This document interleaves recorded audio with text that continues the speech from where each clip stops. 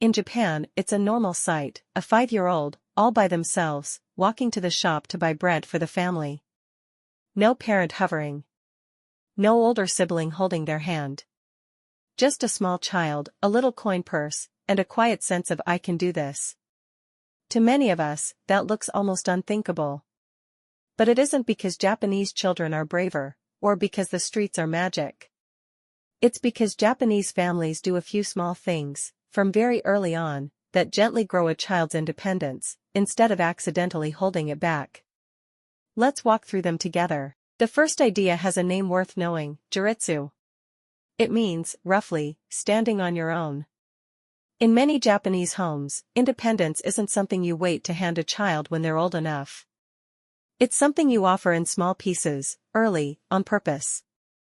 There's even a beloved tradition, and a famous television show, built around a child's first errand, sending a little one out to buy something on their own for the very first time, while the family quietly waits. The point was never the bread. The point was the child discovering, "I am someone who can be trusted with something real." We often do the opposite without noticing. We wait until a child seems perfectly ready before we let them try, and perfectly ready almost never arrives. So this week, find one small, safe responsibility that's genuinely theirs.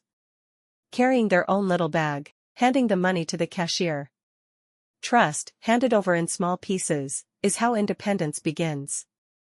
The second habit is the hardest for a loving parent: letting a child fail at small things, on purpose.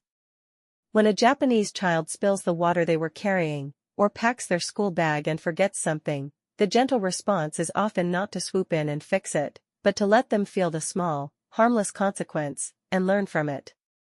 A forgotten item today is a lesson that costs almost nothing. A childhood with no chance to forget anything raises an adult who never learned how to remember for themselves. Every time we rush to prevent a tiny failure, we quietly take the lesson away with it.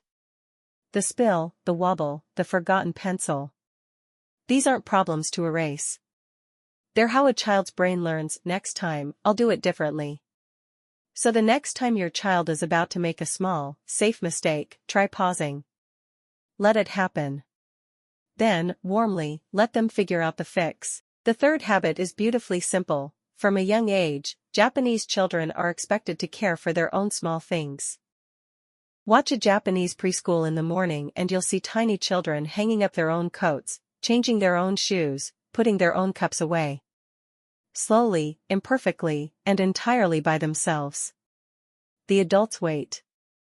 They don't do it faster to save time, even though they easily could. Because the goal isn't a tidy shelf. The goal is a child who knows, "My things are mine to manage." It's so tempting to do it for them.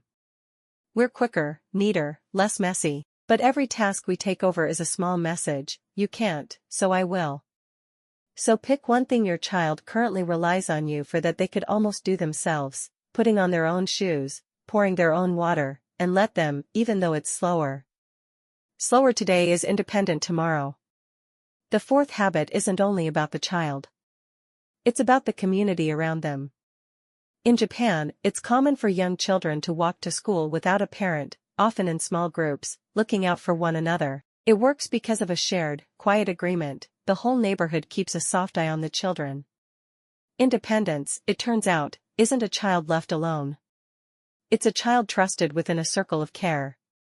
Most of us can't recreate a whole culture's safety net, and that's okay. But we can borrow the spirit of it. Look for the small, safe pockets of independence your own world allows, letting them walk a little ahead of you on the path, fetch something from the next aisle, knock on a trusted neighbor's door themselves.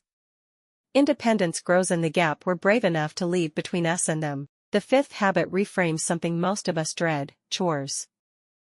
We tend to believe independence is something we push a child toward. But in this gentle way of parenting, independence is something we make room for. It doesn't grow from pressure. It grows from trust, handed over in pieces small enough that a child can carry them, and early enough that they believe, deep down, "I am capable." We don't build independent children by doing more for them. We build them by, lovingly and a little bravely, doing less.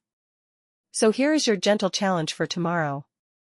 Choose just one thing you currently do for your child that they could almost do for themselves. Tying a shoe, carrying a plate, asking for something at a shop.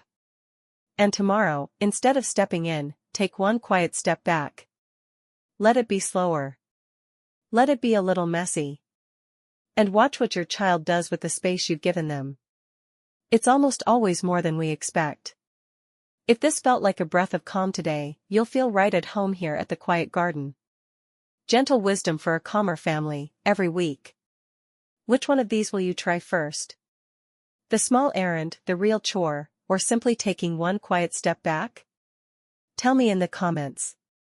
I read every single one. And if Yumi's way of looking at things speaks to you, subscribe and grow with us.